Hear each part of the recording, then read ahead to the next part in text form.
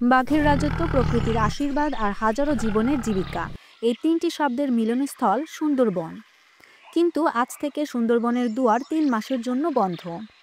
১ June থেকে ৩১ August পর্যন্ত প্রবেশ নিষিদ্ধ এই ম্যানগ্রোভ জঙ্গলে। উদ্দেশ্য, প্রকৃতি ও বন্যপ্রাণীর বিশ্রাম। বাংলাদেশ অংশে সুন্দরবনের আয়তন প্রায় ৬,০১৭ বর্গ কিলোমিটার। এর মধ্যে ৩১% জলভাগ, নদী, খাল আর বিলে ভরা। এখানেই বাস করে ২১০ প্রজাতির মাছ, ২৪ প্রজাতির চিংড়ি, ১৪ প্রজাতির কাঁকড়া এবং একমাত্র লবস্টার প্রজাতি। এখন সময় প্রজননের। নদী, খালে ডিম ফুটে জন্ম নিচ্ছে নতুন প্রাণ।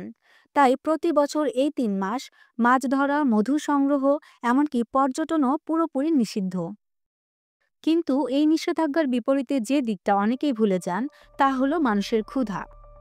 সাতক্ষীরা রেঞ্জে প্রায় ৫০,০০০ বনজীবী, জেলে, ট্রলার চালক, গাইড এই বনে নির্ভর করে বেঁচে থাকেন।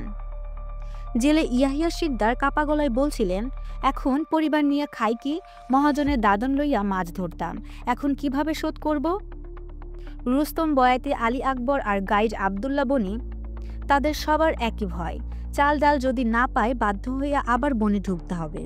বন বিভাগের কর্মকর্তা হাবিবুর রহমান জানান, ২ বছর আগেই প্রস্তাব পাঠানো হয়েছে খাদ্য সহায়তার জন্য। এবছর তালিকা তৈরি করে মৎস্য মন্ত্রণালয় কাজ করছে, যাতে প্রকৃত বনজীবীরা অন্তত কিছু চাল বা প্রণোদনা পান। ডিএফও রেজাউল করিম চৌধুরী বলেন, বাঘ, হরিণ সহ বন্যপ্রাণী রক্ষায় এই নিষেধাজ্ঞা জরুরি, কিন্তু দরিদ্র পরিবারগুলোকে বাঁচাতে খাদ্য সহায়তা অবশ্যই প্রয়োজন। প্রশ্ন হচ্ছে, এই নিষেধাজ্ঞা কি কেবল প্রকৃতির বিশ্রাম, নাকি মানুষের শাস্তি? একদিকে হরিণ নির্বিঘ্নে ছুটবে, বাঘ শিকার ছাড়া ঘুরে বেড়াবে, নদীতে মাছ বাড়বে। অন্যদিকে মানুষ থাকবে অভুক্ত, ঋণে জর্জরিত পরিবার গৃহহীন হবে। তাহলে কি মানুষ বনাম প্রকৃতির দ্বন্দ্বে পড়েছি আমরা?